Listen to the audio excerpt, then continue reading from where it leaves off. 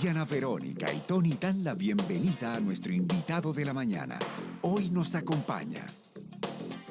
Son las 8:12, Tony. Está con nosotros el expresidente del Banco Central de Reserva, el doctor Óscar Cabrera, quien actualmente es el presidente de la Fundación para el Desarrollo de Centroamérica, FUDECEN. FUDECEN. Doctor Cabrera, primera vez en nuestra cabina. Hemos estado conversando con usted vía Zoom, ¿verdad? Creo que la última vez habrá sido hace unos 2 meses, ¿verdad? Cuando estábamos hablando de las criptomonedas, del Bitcoin, una vez que se aprobó la ley en la Asamblea Legislativa, me recuerdo. Y ahora qué bueno tenerlo aquí con nosotros, doctor. No, muchas gracias, Diana. Pues, Tony, para mí es un gusto estar dialogando con todos ustedes. Y en efecto, actualmente estoy en la Fundación para el Desarrollo de Centroamérica. Es una fundación sin fines de lucro que fue creada en septiembre de 2019 y nuestros objetivos van en desarrollar investigaciones y propuestas de política pública en el ámbito de la región centroamericana. Nuestro interés es evaluar las desigualdades multidimensionales que tiene la región centroamericana y a partir de estos diagnósticos desarrollar propuestas de política pública que vengan a reducir esas brechas de desigualdad y sobre todo también hemos estado involucrados con Oxfam en el desarrollo de un informe de desigualdad multidimensional en El Salvador. El Salvador y sus desigualdades 200 años después. Exacto.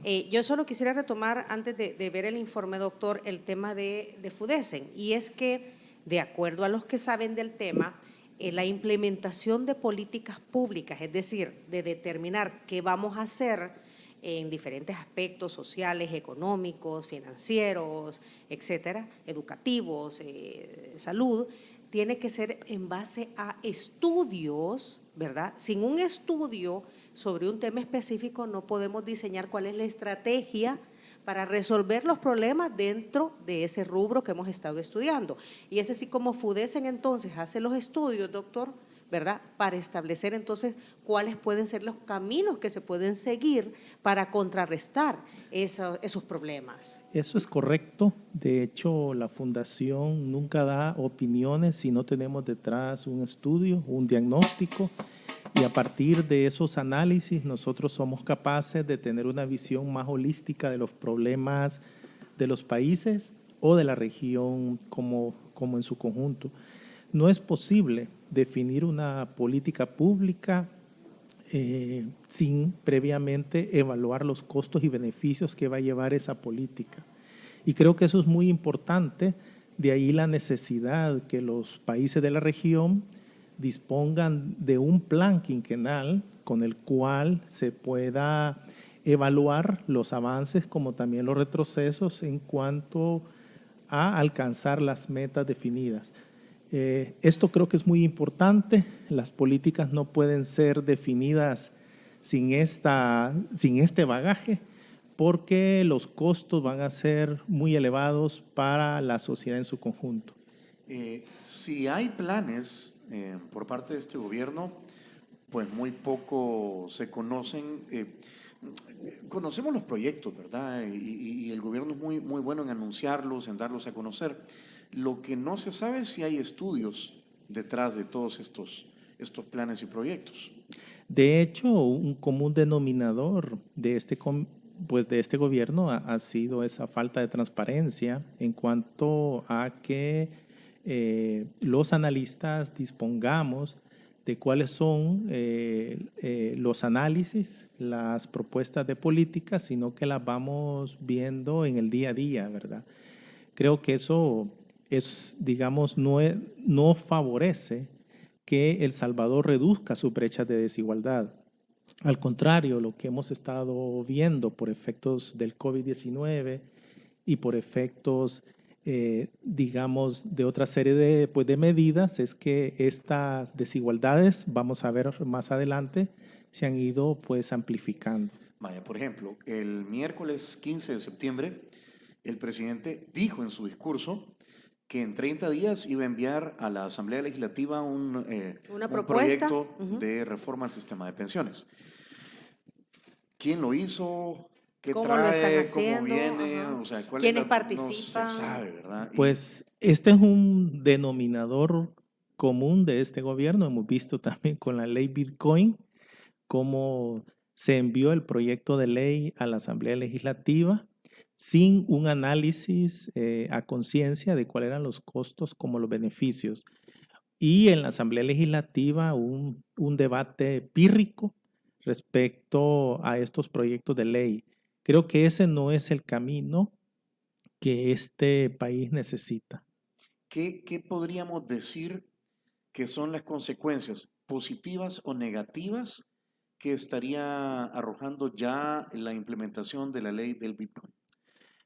Primero que todo, el funcionamiento de la billetera ha dejado mucho que desear, no es funcional y esto se explica, por un lado, porque en 90 días no se puede implementar pues, una billetera electrónica según analistas de Haití.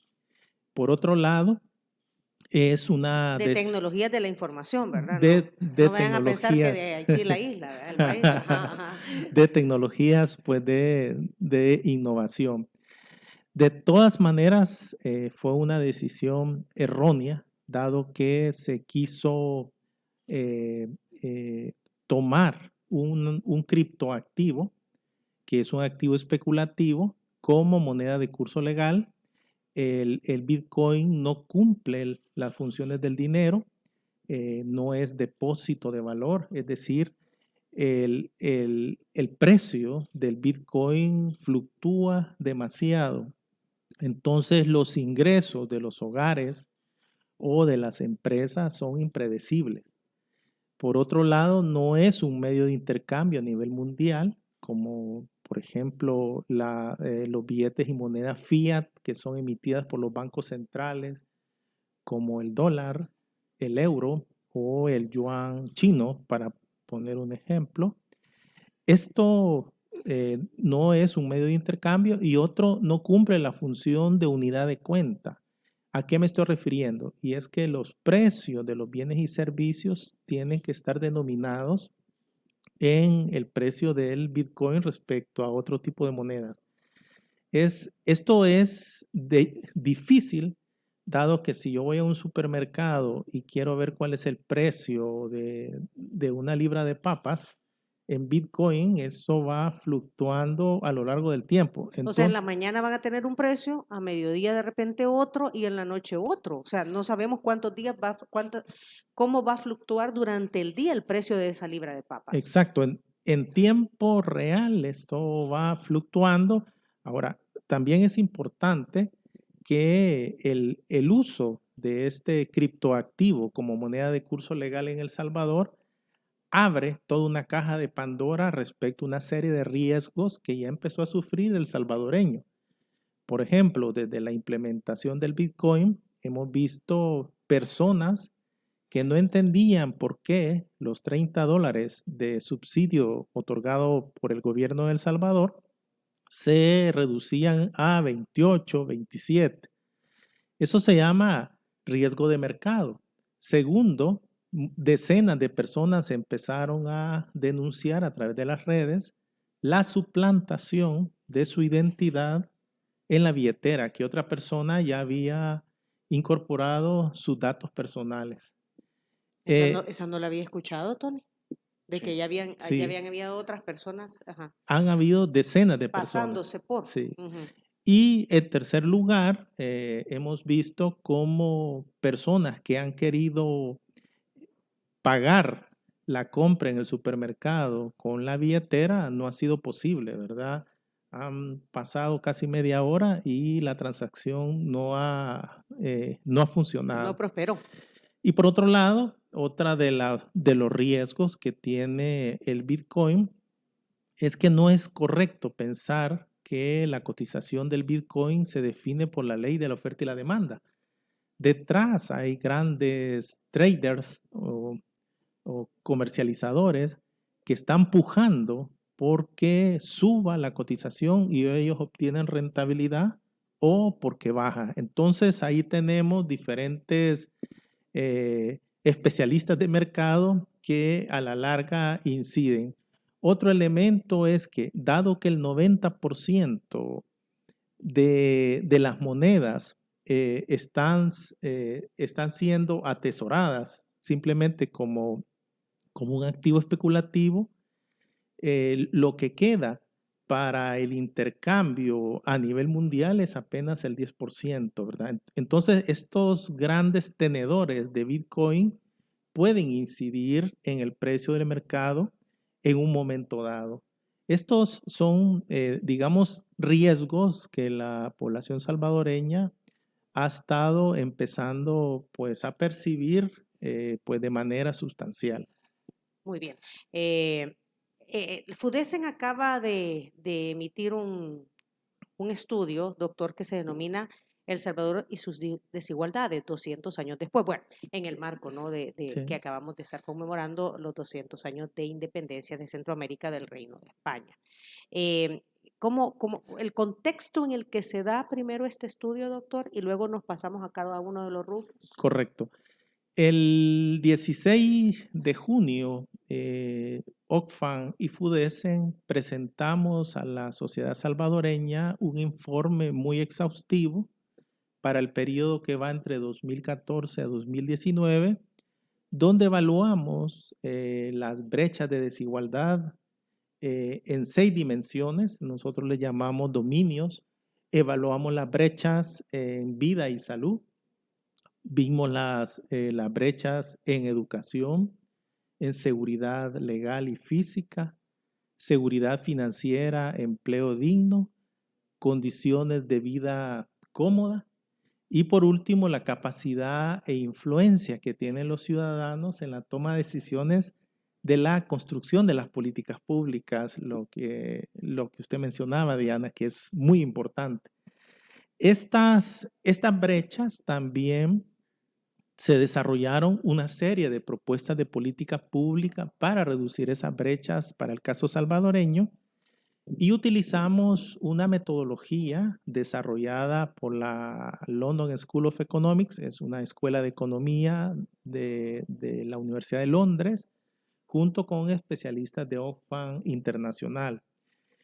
Esta metodología fue implementada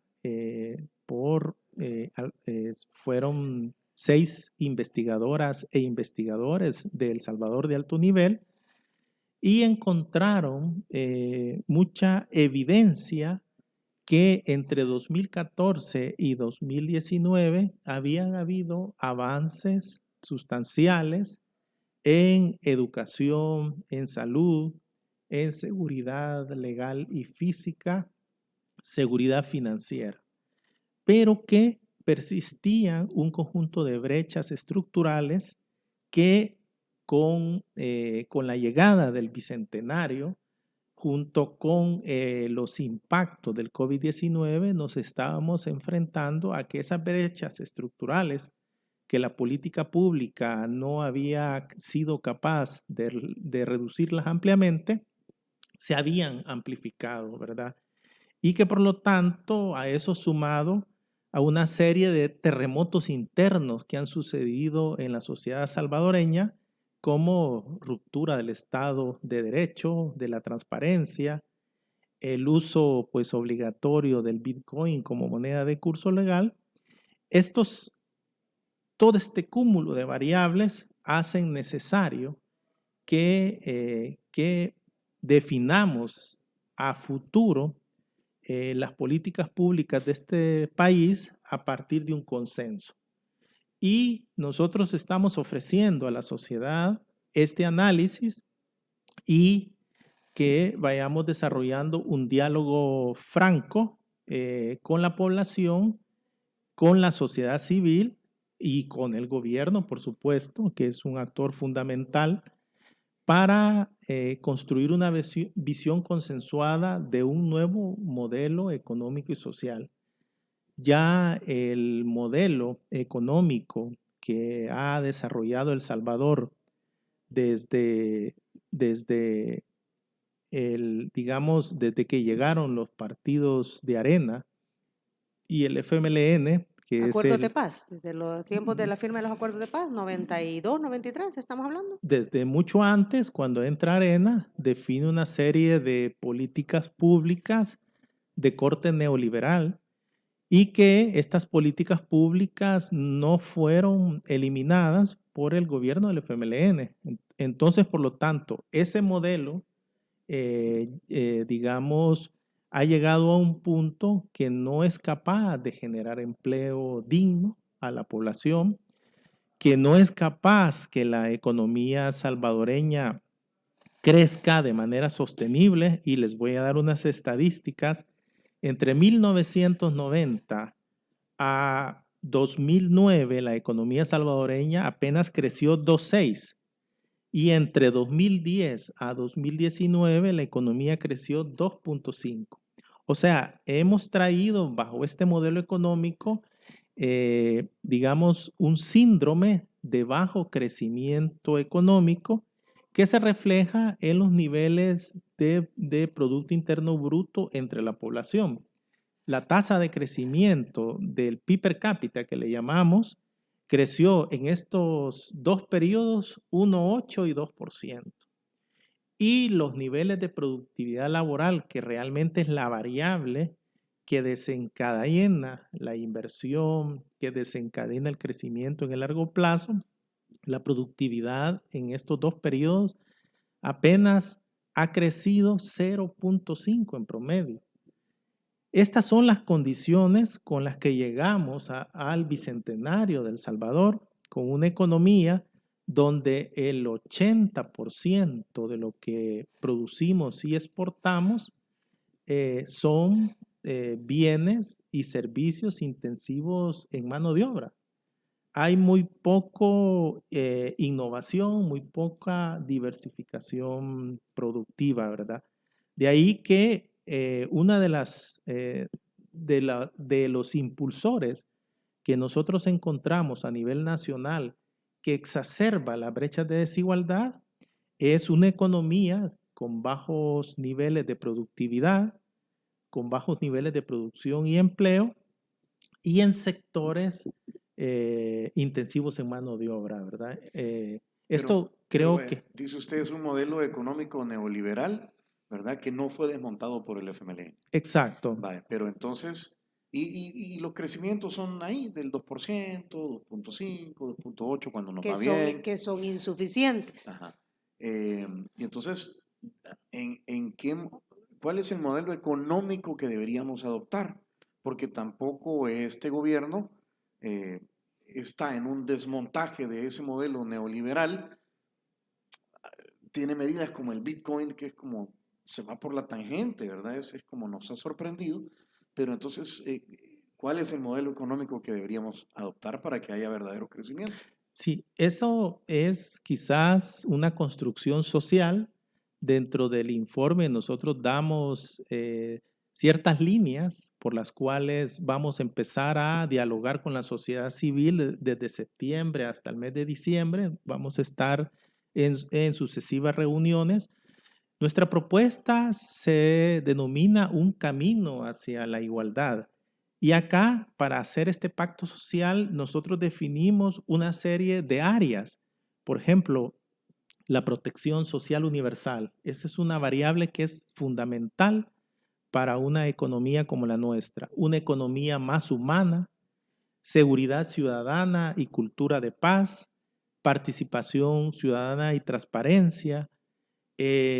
Los impactos del cambio climático los tenemos enfrente, por lo que tenemos que abordar una política pública que provea resiliencia ante el cambio climático. Y por otro lado, la justicia fiscal. No es posible que nuestro sistema tributario descanse sobre los impuestos indirectos cuando hemos visto que las economías más prósperas, en este estudio aparece, son aquellas donde la tributación es más inclusiva, es decir, los hogares que obtienen más ingresos y obtienen más riqueza son obviamente los, digamos, los que deben asumir los mayores costos de la tributación. Los que deben de pagar más impuestos, es lo que dice usted. Exacto. Esta es la propuesta que nosotros traemos para reducir estas brechas de desigualdad que vamos a ir desarrollando. ¿Cuál es el camino entonces, doctor, complementando la pregunta de Tony? Porque ya decía usted, hemos visualizado, ¿verdad?, todos estos rubros en los que hay que trabajar. Y el objetivo del estudio es cómo estamos y cuáles son las propuestas para.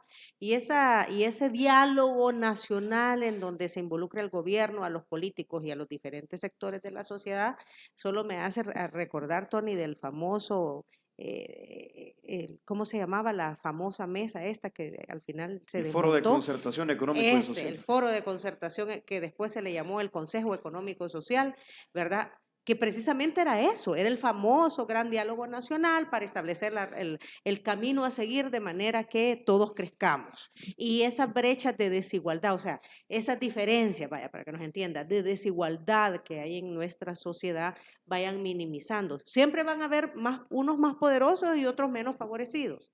Eso existe aquí, existe en la China y existe en Europa, que son países socialistas. Entonces, ¿cuál es la propuesta? Bueno, en suma, dentro del dominio sexto, que se llama participación, influencia y voz, la investigadora encontró que el foro de concertación económica y social no funcionó, dado que hubo un lobby muy fuerte, digamos, de las élites para que no se llegaran a consensos concretos, ¿verdad? Los poderes económicos Sí, de este país no permitieron que no se diera permitieron el avance del diálogo. que se ejecutara de una manera más clara, ¿verdad? Entonces, nosotros lo que sostenemos desde Oxfam y desde FUDESE es analizar esta propuesta de políticas públicas que nosotros vamos a presentar, pero también la sociedad puede incorporar otro conjunto de medidas que probablemente se nos hayan quedado y que son fundamentales para el análisis, pues en particular, ¿verdad? Si gustan, primero vamos evaluando cuáles son los hallazgos de las desigualdades. Okay. Y posteriormente entramos en materia para ir viendo cada una de las políticas públicas. Ok, la primera. Sí, el bueno, primer rubro. Mencionábamos que hay dos impulsores que están exacerbando la desigualdad. La primera, desde la perspectiva económica, decíamos una economía con baja productividad que crece poco, que genera productos que no tienen un cambio tecnológico. Otro son un conjunto de valores, normas, prácticas y estructuras que están perpetuando la discriminación y la intolerancia, especialmente en las mujeres, en la población LGTBI, en los jóvenes, ¿verdad? Y obviamente en los nativos. Estos elementos son los dos factores que están exacerbando. En el dominio vida y salud, nosotros hemos encontrado que entre 2014 y 2019, la morbilidad en las mujeres creció un 17% en comparación con los hombres, y apenas creció un 6%. Encontramos que la desnutrición crónica en menores de 5 años afecta 1.5 más a la niñez en el campo que a la ciudad. Esas son brechas sensibles. También encontramos que debido a enfermedades no transmisibles, las mujeres están perdiendo 9.6 años de vida potencial más que los hombres y que el 88.7 del territorio salvadoreño se considera como zona de alto riesgo y sobre esta superficie vivimos el 95.4% de la población salvadoreña. Estos son hechos destacados en este dominio donde el acceso desigual a los servicios de salud y esa alta exposición a los desastres naturales están marcando que las brechas se exacerben. Otras estadísticas que hemos encontrado respecto a las tasas de mortalidad entre 2010 y 2015 fueron 17 por cada 1,000 nacidos vivos y en el 2015 a 2020 14.6. En cuanto a la morbilidad, a esa propensión a enfermedades, es mayor entre hogares pobres que en hogares ricos. Y la desnutrición crónica en la zona rural es mucho mayor que en la zona urbana, 16.6 respecto a 11.4%. En cuanto a seguridad legal y física, aunque la tasa de homicidios ha venido disminuyendo en 2019, todavía la tasa es 6 veces superior a la media mundial. Cada día 16 niñas y mujeres están sufriendo una agresión sexual y la mitad de personas considera que la policía defiende los intereses de los poderosos y no de la ciudadanía. Y por último, El Salvador posee la segunda tasa de personas privadas de libertad más alta del mundo. Solo nos supera a los Estados Unidos, ¿verdad? En cuanto al régimen carcelario. Digamos que la mitad de las muertes que fueron entre 2014 y 2019, 25.554, la mitad son jóvenes, los que han perdido la vida, son 12.000. Eso tiene notables impactos en la productividad laboral a futuro. Son jóvenes con una capacidad de incorporarse a la población económicamente activa, con una capacidad de dotar y adaptar todo el cambio técnico, y obviamente esto incide en que la productividad apenas sea del 0.4% en El Salvador, ¿verdad? También hay un grave problema respecto a la percepción de la seguridad por parte de la población. La población no encuentra un lugar seguro de esparcimiento. Tanto los mercados como los parques, las plazas, considera que son lugares que no proveen seguridad a las personas, ¿verdad? En cuanto a educación y aprendizaje, como para ir de una manera rápida, también encontramos que en el año 2019, por cada 100 niños y niñas de 4 a 6 años que asistieron a la escuela, 5 provenían de los hogares más pobres, pero 12 venían de los hogares más ricos. En los niveles educativos hemos encontrado que, conforme aumenta la escolaridad, conforme mejoran los ingresos de las familias, tienen mejores accesos a una salud y obviamente estos dominios están interrelacionados. El 84% de los centros escolares tienen acceso a Internet. Sin embargo, en el sector público solo el 28% de los niños y niñas tienen acceso a Internet. Este elemento es importante porque si queremos desarrollar una inclusión financiera a través del Bitcoin, esta es una variable que este gobierno debería de haber invertido fuertemente. Solo el 30% de la población salvadoreña tiene acceso a Internet y es muy difícil que los hogares de menores niveles de ingresos a los que va la inclusión financiera puedan tener celulares de alta gama en el que se pueda instalar la Chivo Wallet. No, el mío es medio, oye, doctor, Medio. medio. El de Tony sí es alta Bueno, gama. paradójicamente... Ese me queda viendo el doctor, solo el suyo, no. Ajá. Paradójicamente, no, pero sí, se necesita un teléfono inteligente para sí, accesar a la Chivo Wallet. y digo, paradójicamente, si la inclusión financiera fuera el objetivo, digamos, del uso del Bitcoin, ¿cómo es posible que fuera usado la Chivo Wallet solo para celulares de más de $1,000, ¿verdad? En una primera etapa. Esto es contradictorio. También encontramos que los estudiantes provenientes de los hogares más ricos tienen 3 veces más probabilidad de alcanzar un desempeño satisfactorio en, por ejemplo, en lenguaje.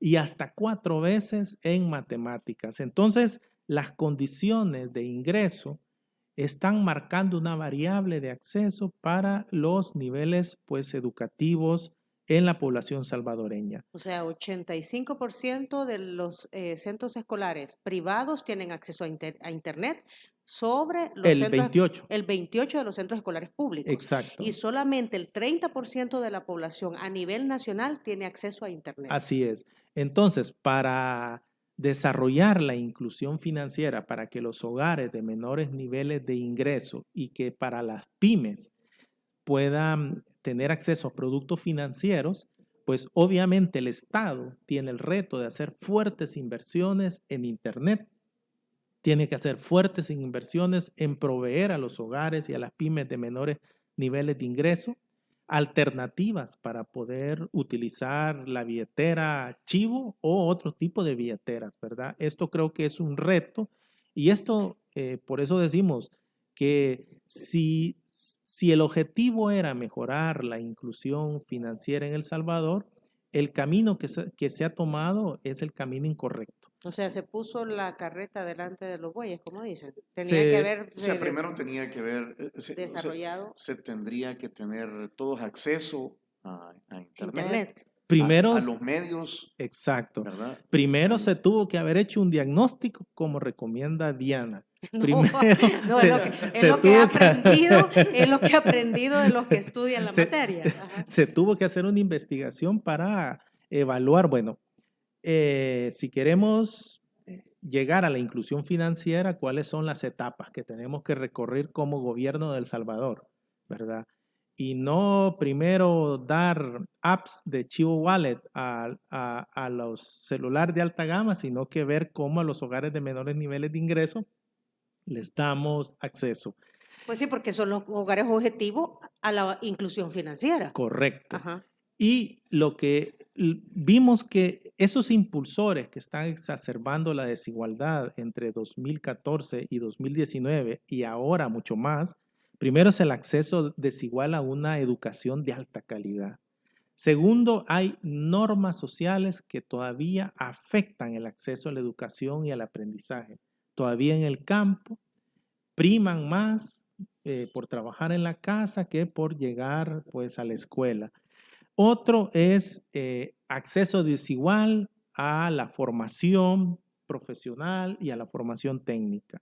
Y también acceso desigual a Internet, lo que hemos visto, y también problemas en el sentido de acceso a bibliotecas, ¿verdad? Entonces, son como elementos que creo que hay que tomar en cuenta si queremos diseñar un conjunto de políticas públicas.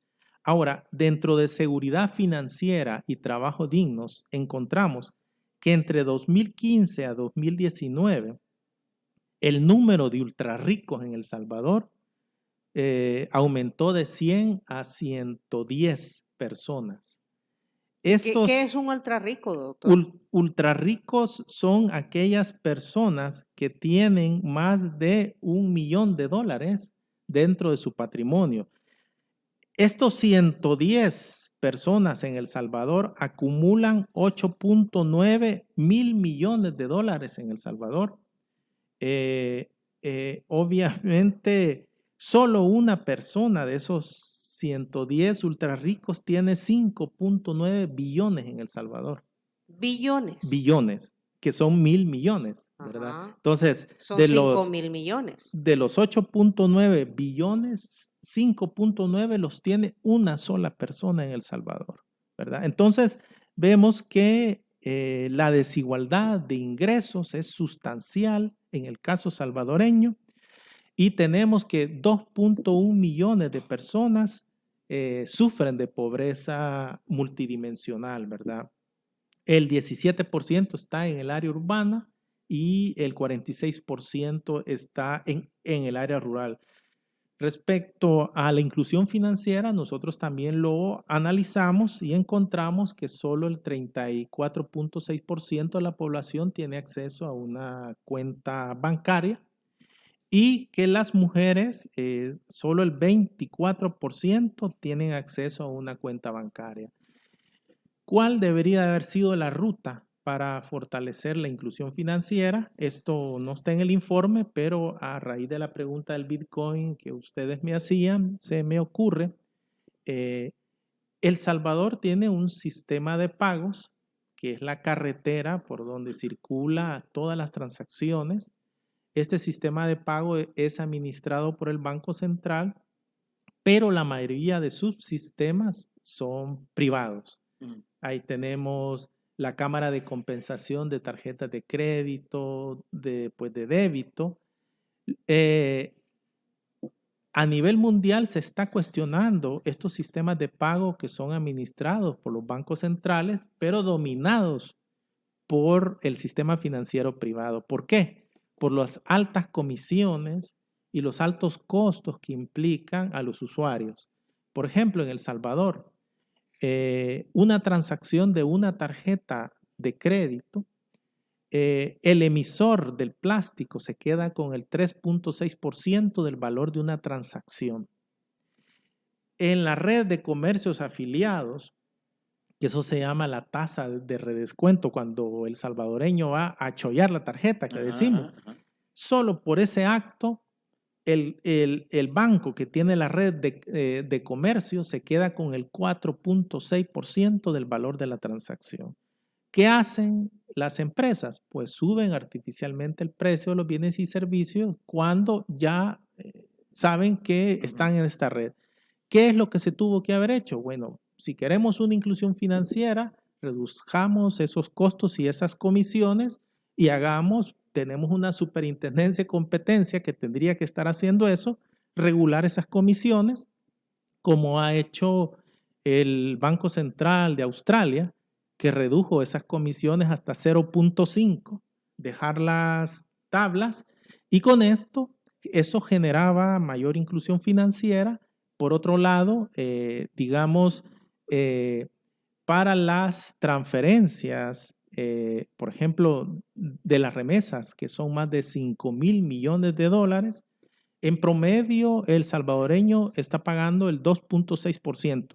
Y hay que decir claramente que una transferencia por Bitcoin está costando $20, ¿verdad? Y esto es muy importante.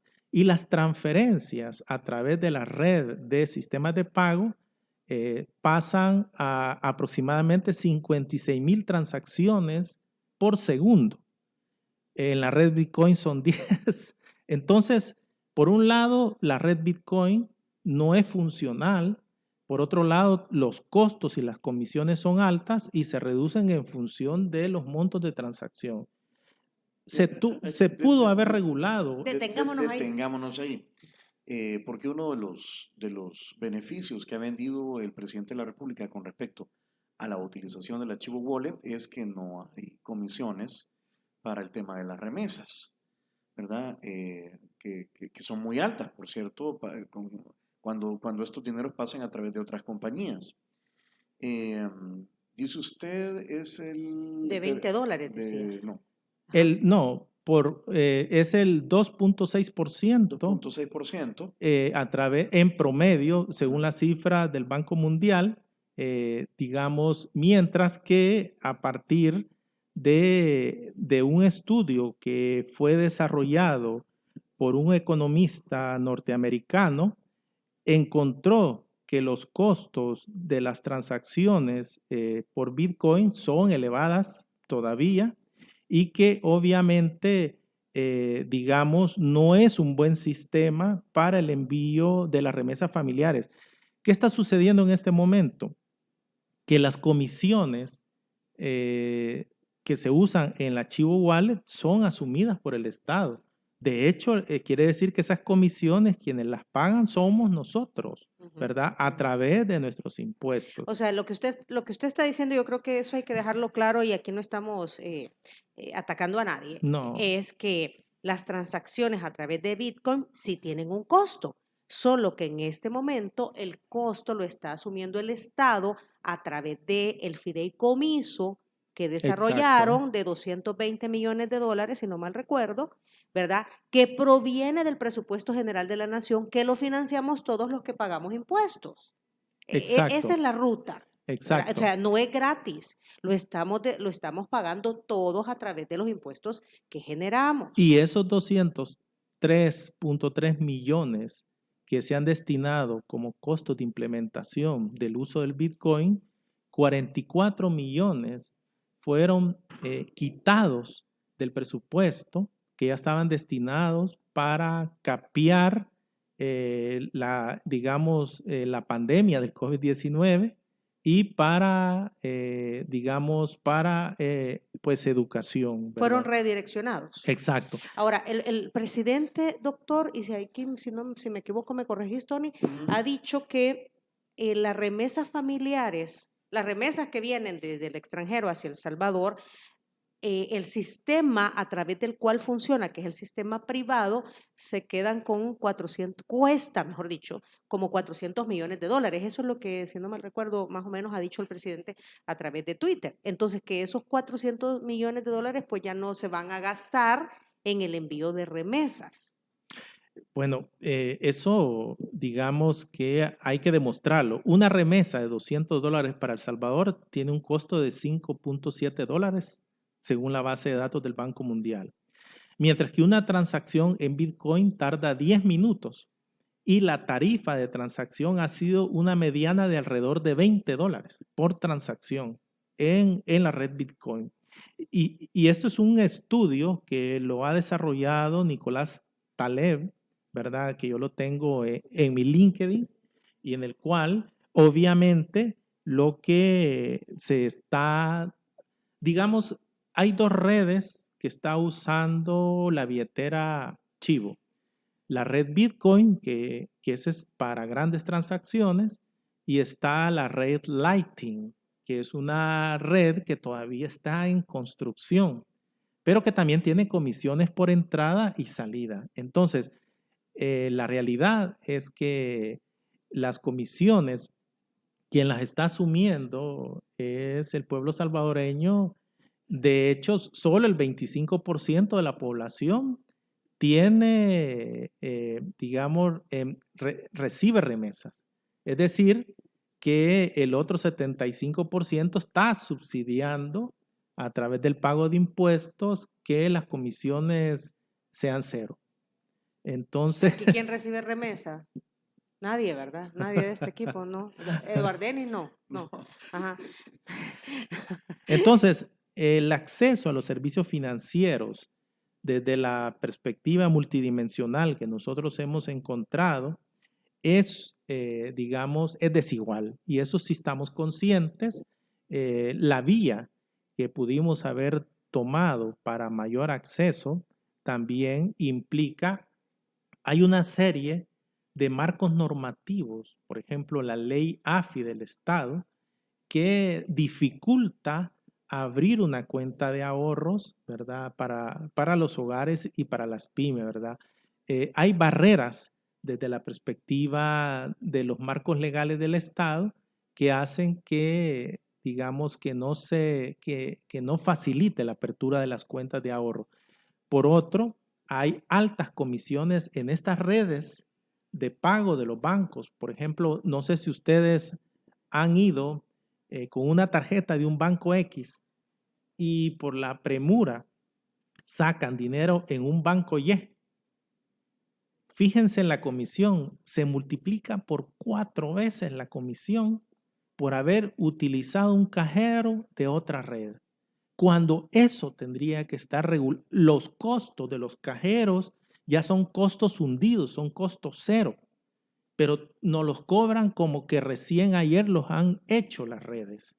Estos son variables que yo creo que desde la perspectiva de la superintendencia del sistema financiero o de la superintendencia de competencia se hubieran resuelto. O sea, dice usted, Hay otras otro camino. otras maneras a través del cual hacer que todas estas transacciones, como por ejemplo las remesas, salgan mucho más baratas, Exacto. ¿verdad? El envío. Doctor, pero esto no es de este gobierno, esto viene de hace un montón de tiempo. ¿Por qué no se ha hecho? O sea, ¿por qué no lo han hecho antes? Digamos que para esto se requiere un marco legal en la Asamblea y tener una mayoría calificada. Yo creo que es primera vez que tenemos en esta gestión una mayoría de más de 60 diputados, ¿verdad? Ujú. Entonces, Pero yo no escuché Es decir, nunca antes una propuesta de sí, eso. y es decir, vaya, algo tienen que ganar los bancos, o sea, pero lo que usted dice es que es demasiado lo que están cobrando en bueno, la comisiones. superintendencia tiene un diagnóstico de las condiciones de competencia en el mercado financiero. En el 2010 yo hice un estudio cuando estaba en el Banco Central sobre las condiciones de competencia en el mercado de tarjetas de crédito. De ahí es donde salen estas estadísticas que he Ujú. compartido con la población. Y en suma, lo que yo encontraba en ese estudio era que habían condiciones de acuerdos entre competidores, también que habían altas barreras a la entrada. Por ejemplo, cuando yo solicitaba un crédito en ese momento, llegaba un ejecutivo o una ejecutiva diciéndome que tenía una tarjeta de crédito por haber obtenido un crédito, cuando yo no estaba pidiendo una tarjeta de crédito. Esos son eh, subproductos que me los estaban amarrando por haber solicitado ese crédito, ¿verdad? Entonces, este tipo de situaciones creo que hay que continuar trabajándolas. Otros, cuando yo tenía un crédito, en la letra pequeña aparecía que si yo, supongamos que otro banco me daba una tasa de interés más baja y yo me cambiaba, en ese momento habían costos que yo tenía que incurrir por trasladarme a otra entidad bancaria. Entonces, digo, hay otro camino bajo un sistema de pagos que es administrado por el Banco Central y que tiene la fortaleza que previene el lavado de dinero y activos, a diferencia de esta red Bitcoin, donde es una red descentralizada y en la cual nosotros no tenemos capacidad de acceso. Ahora, diferente es la red Wallet, que esta es una red del gobierno, no es en sí la autopista de la red Bitcoin. Ujú. Doctor, nos quedan escasos minutos. Dijo usted que, o sea, ¿cuál sería el detonante para que, arreglando todas estas situaciones, la economía sí en efecto eh, salga de esa mediocridad de 2.0, 2.5, 2.8? Estamos hablando de cambiar, digamos, los productos que aquí se desarrollan en El Salvador, eh, pasar digamos, a un Producto Interno Bruto basado en tecnología, ¿en qué? O sea, porque implica atracción de inversión. Del cúmulo de propuestas de política que trae este informe de desigualdad, hay una que es fundamental, que es la política de diversificación y transformación productiva. Esta es una política que se implementó en el 2014 y en mayo de 2019 el Fondo Monetario Internacional hizo una evaluación de si había funcionado o no la diversificación y la transformación productiva. Y en opinión del Fondo Monetario, esta política debía de continuar con esta gestión. Dentro de poco va a aparecer publicado un estudio en OIT donde evalúo la política de diversificación de El Salvador versus la política de atracción de inversión extranjera que ha hecho Costa Rica. Y a la larga lo que encontramos es esta política funcionó, necesitamos continuar trabajando a nivel de empresas en particular y tratar de implementar el cambio tecnológico. Entonces, esa sería una política fundamental para este país. Los países del sudeste asiático que han crecido de manera vigorosa son aquellos que se han especializado en la manufactura y en servicios avanzados a las empresas. Y ese es el camino correcto que debíamos de continuar. Ahora, nosotros tenemos un grave problema y es que somos una economía dolarizada, ¿verdad? Entonces, por lo tanto, No podemos que nuestro tipo de cambio fluctuar. La única vía que tenemos para crecer de manera sostenida es aumentar la productividad laboral, es aumentar la innovación tecnológica. Ok, y eso se hace a través también de la atracción de inversión local y extranjera. Y dotando de capacidades a los y las trabajadoras de El Salvador. Educación. Esa es la gran diferencia con Costa Rica, ¿verdad? Costa Rica desarrolló todo un sector de productos médicos, pero tenía una población educada, ¿verdad? Bilingüe. Y esto creo yo que hay que continuar trabajándolo en El Salvador. Ok. Doctora, ¿dónde se puede ver este informe completo por aquellos que estén interesados? Sí, este informe lo podemos encontrar en la hoja Desiguales y ahí se puede bajar pues el documento. Ya ahorita les en el sitio envío. web de FUDESE. FUDESEN. Sí, ahí a través del sitio pues de FUDESEN nosotros tenemos un link, ¿verdad? www.fudesen.org. Así es. Ajá. Ok. Bueno, aquí solo dice alguien que con un teléfono de gama media pudo bajar, aquí está, la Chivo Wallet en mi teléfono inteligente A12 Samsung de $200, dice, he descargado la aplicación. Sí, en la primera etapa solo los Samsung S21 era a lo que yo me refería, que eran los primeros que tuvieron acceso. Y yo decía que era paradójico porque no se empezó con los teléfonos de gama media de 100 hasta $300. A eso me estaba refiriendo. Para llevar la inclusión financiera. Para, digamos, no, para acceder a los $30 del subsidio. Ah, no, pero me refiero, sí, porque lo que se busca es la inclusión financiera. Porque un fenómeno que está sucediendo, no sé si ustedes ya lo vieron, es que la gente instala la Chivo, saca sus $30 en equivalente y está desinstalando la aplicación, ¿verdad? Pero porque no es que no no les se pueden interesa. sacar. Yo me acuerdo que dijeron que no se podía, que lo que podías era usar en Bitcoin, pero no sacarlo. Pueden transferirlas a otras wallets. Si tú me pasas Yo descargo $30 la Chivo Wallet y te los mando a vos en los Bitcoin. míos, mis 30, te los paso a vos, ya los puedes. Porque ya no son los míos, sino okay. Bueno, eso tampoco. No debería ser así, ¿verdad? No debería, porque el objetivo es que realmente tú aprendas a usar la Chivo Wallet con esos $30. Sí, digamos que todavía tiene notables fallas de comunicación. Otro problema que han visto expertos en criptoactivos es que la base de datos de nuestros datos personales es propiedad del Estado, ¿verdad? Y en una red Bitcoin, eso es propiedad mía. Nadie más tiene injerencia en mis datos. Debería. Sí. 9:05. Este tema es intenso, doctor. Hay mucho de qué hablar. Yo creo que más adelante vamos a hacer una segunda parte para hablar directamente de las propuestas. Exacto. En cada uno de los rubros, ¿verdad? Sí. En cada uno de los rubros. Mientras tanto, le entregamos esta libra de Aviva Café. Es el café oficial de Diana Verónica y Tony. Es un café 100% salvadoreño de la zona occidental del país, doctor. Esta es una presentación de regalo. De Santa Ana. Exacto. Ese es mi ciudad. Sus territorios, doctor. Esta es una presentación de regalo, decía, porque es un bonito detalle para llevar al exterior. Sí. Viene en un saco de enequén, ¿verdad? Viene con su cucharita para la medida de café, de acuerdo a su preferencia, ¿verdad? Si le gusta más espeso, pues serán 2 cucharitas.